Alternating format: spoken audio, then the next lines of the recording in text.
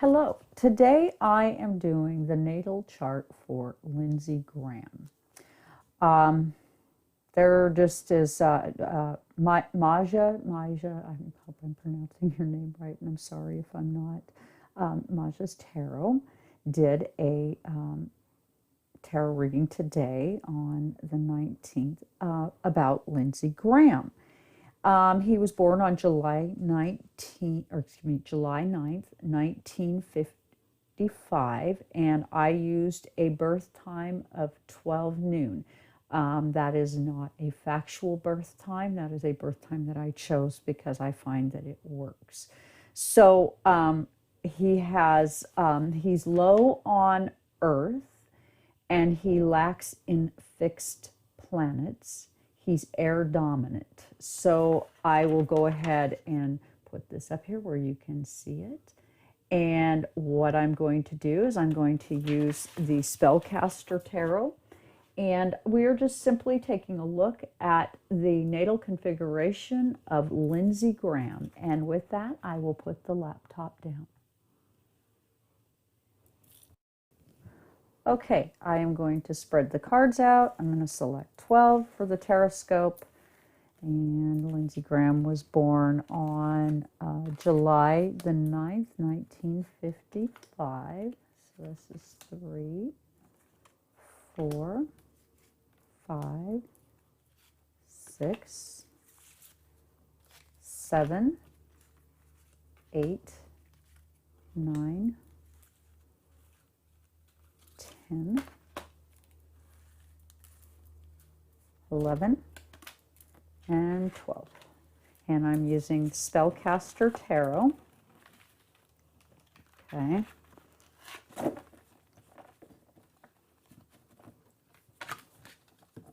And as the foundation, we have the Page of Pentacles in the reading. So it's going to set up and probably be about money. So let's just go ahead and begin. And as it starts out, I have some notes here. Lindsey Graham, he's kind of fuzzy about what his dreams are. And he has a fear of letting go. He kind of has a reoccurring theme of having difficulty in relationships and not trusting himself, and struggles with practical concerns.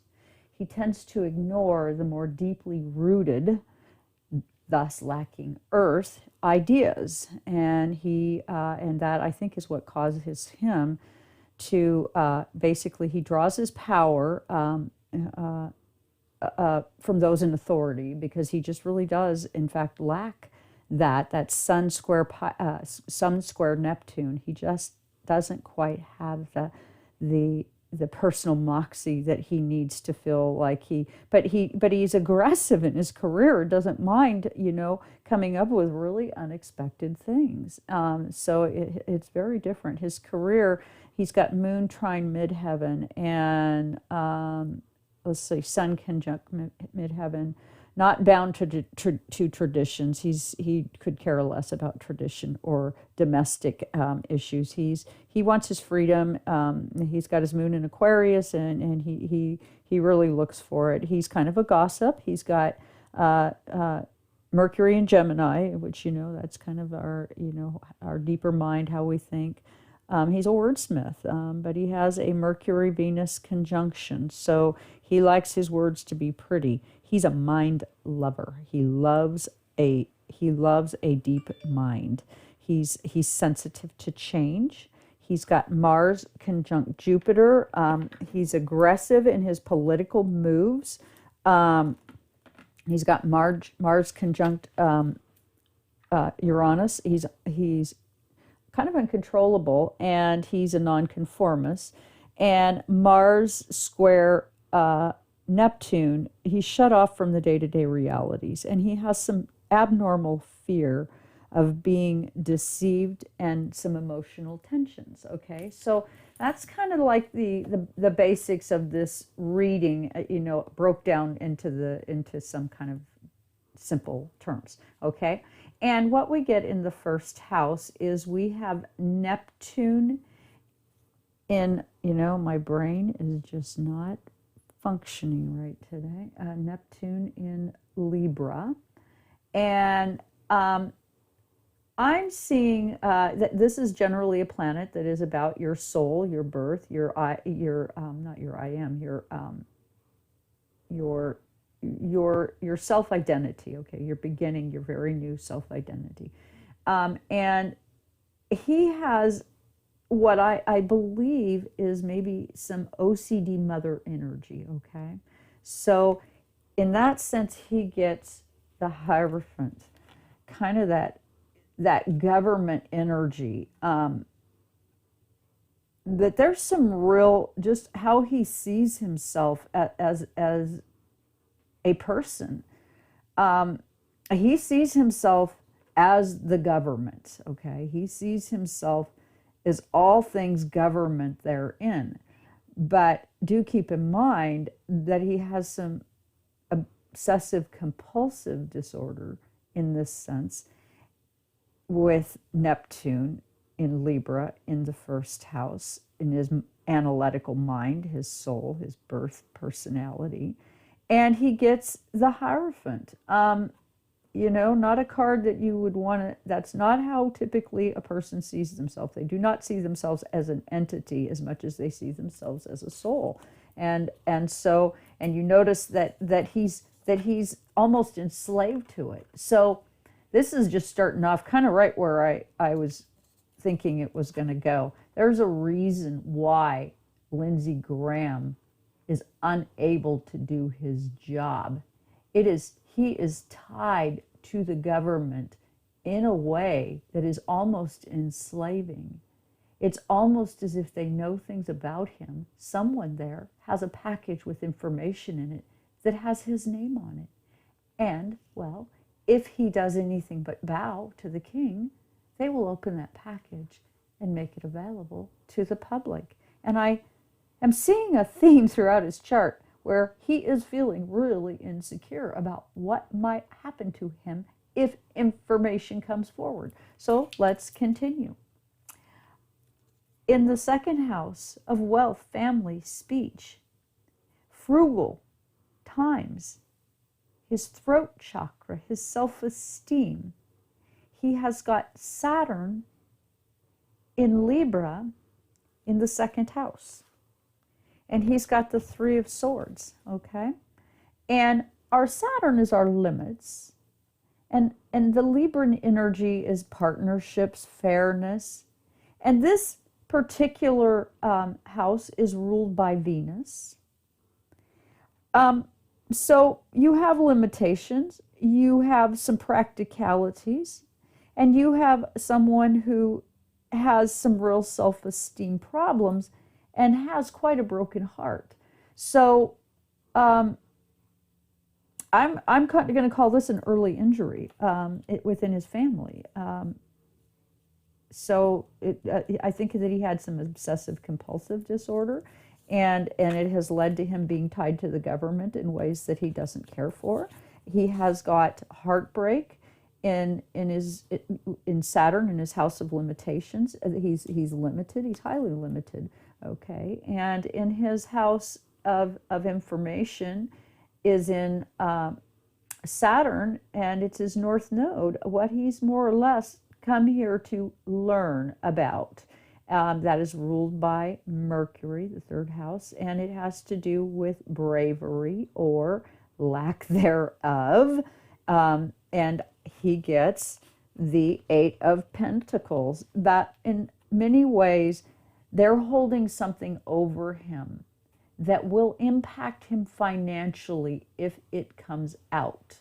So he does tend to stay in retreat when it comes to his pentacles, because he knows that things could in fact come forward, and that leads to an opposition. He's got an opposition, and let me see, I've written those down.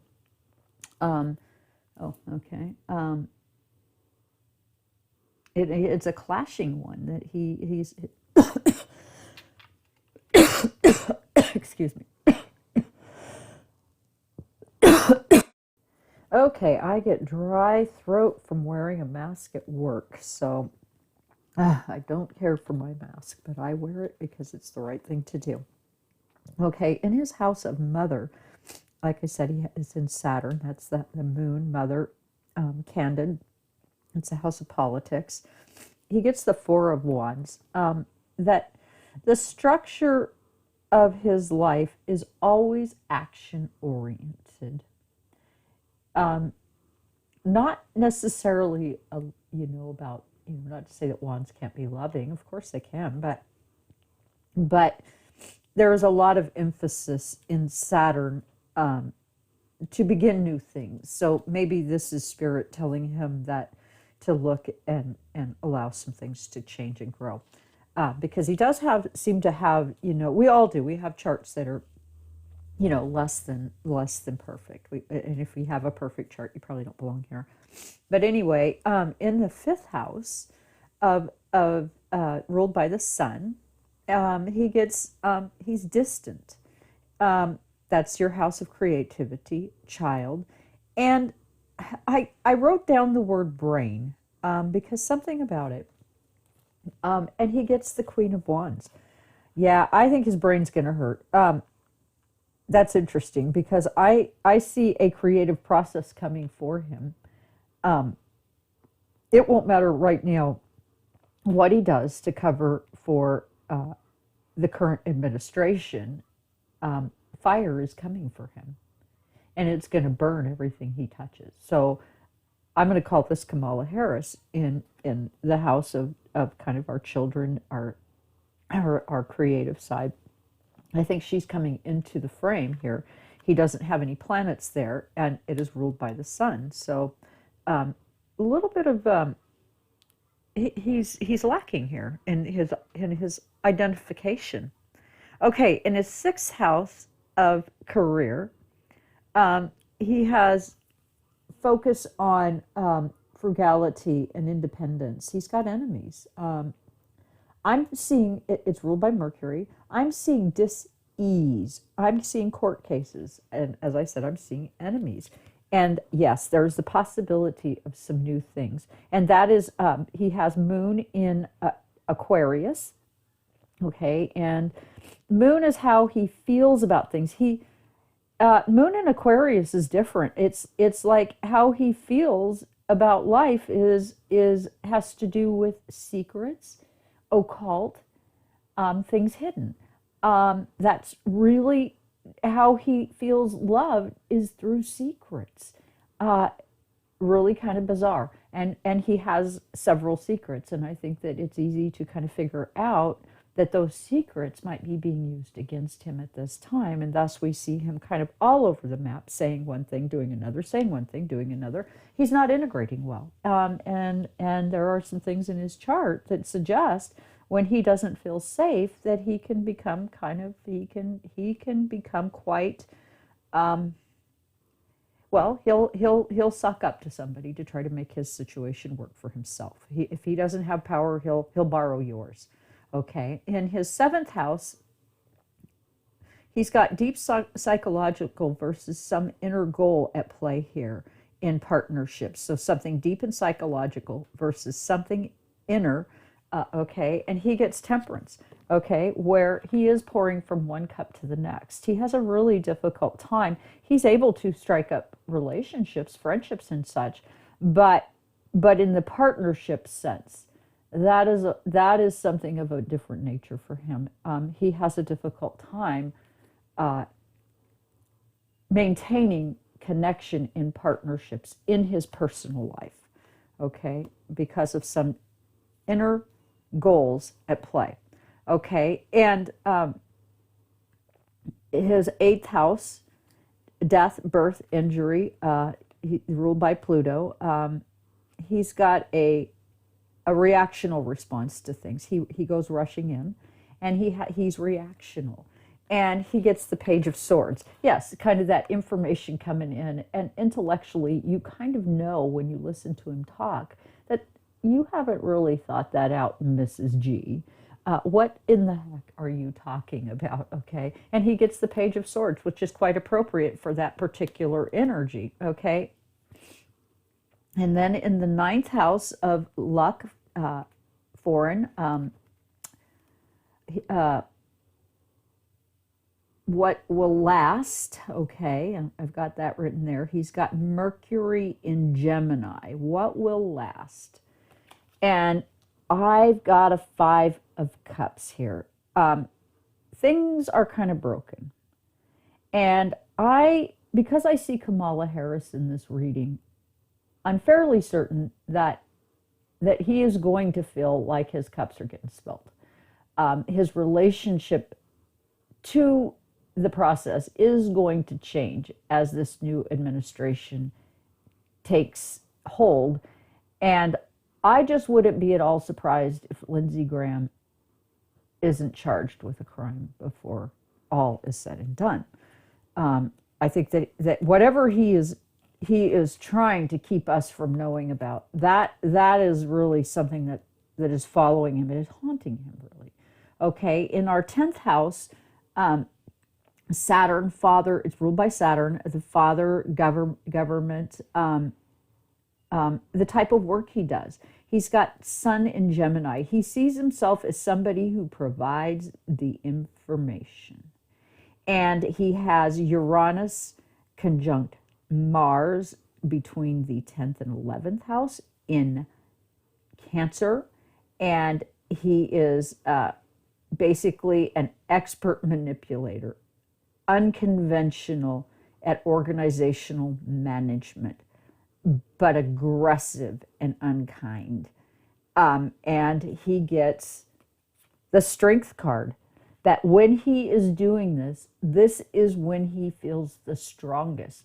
But this card, do note that she is holding a needle. And in that sense, he is injecting himself with the poison he intends to inject into the universe. And so, with that being said, he's got some issues, okay? And in the 11th house, we have the 2 of Swords, where we have group secrets, occult, and he's, at this point, he has a secret. He's got Pluto in Leo. So something about what I do and how I see myself is something I don't want you to know. I want to keep it secret. I don't need you to be involved in my business, is what he's saying. So, and he has secrets on groups. And this has a feel to me that is probably sexually inappropriate on all levels. I didn't know if I was going to find what I had suggested, that Lindsey Graham might have some secrets of a sexual nature, and I don't really care what he does, but if it's with a child, I do. And I don't know that for a fact, but I'm just going to say that somehow this husky in the background, or wolf, excuse me, in the background, has a predatory feel to it, okay? And so I'm going to say that there is something there. There's something that he is hiding, okay? And in our 12th house, bed comforts, losses, awareness, ruled by Neptune. In Leo, he gets the High Priestess. Something is coming forward. It is black and white. And with that, I thank you for joining me here today. And please do hit the like, share, and subscribe button, and join me over on www.twiggie.com. Myself and Pearl Rowland are both readers and available on the website. And I do thank you very much for joining me here today.